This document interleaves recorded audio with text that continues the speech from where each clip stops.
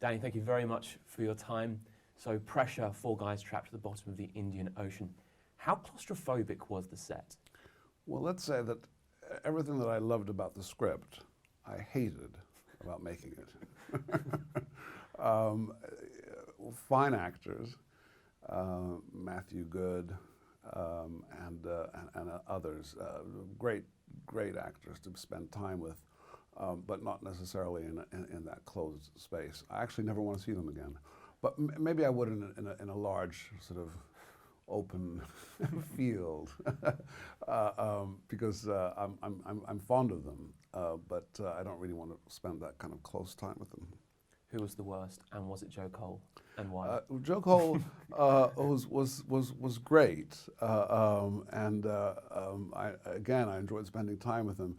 But there was one moment during the film where he has to hit his head against the side of the diving bell, and whether he was taking his acting seriously or whether he couldn't take it anymore, I don't know. But he hit it repeatedly. It was quite dramatic, but it did cause his forehead to have a large bump, which we had to wait a couple of days for it to be reduced in size. How much swimming was involved in Pressure? Well, you know, I love the water, and I like diving, but not anymore. Oh, yeah. We'd put these large sort of helmets on, Yeah. which you kind of have to screw with these rather large bolts. These diving suits that were for the North Sea, and then we'd be submerged in the sort of tepid water of the Pinewood water tank, which is, I suppose, certainly nowhere as large as the Indian Ocean, but Sure. But it is quite deep. Yeah, a lot of pressure. And you do get a little claustrophobic. So no signing on for Pressure 2.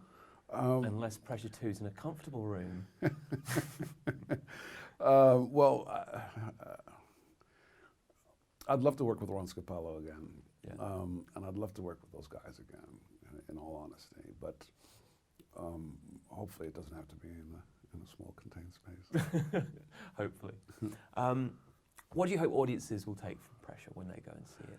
Well, what's surprising about these characters that are sort of misfits and loners and take on that sort of work is, in a sense, they feel comfortable away from society.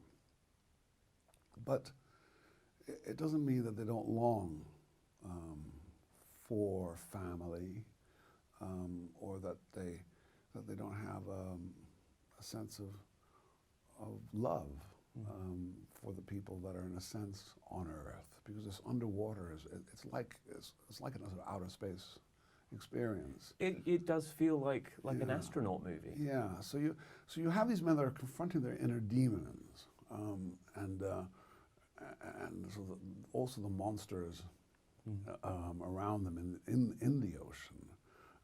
But we learn a lot about them and what makes them tick, and that's really, I believe, what the film is about. It's about their internal quests as much as it is about the hardship and claustrophobic quality that the film creates.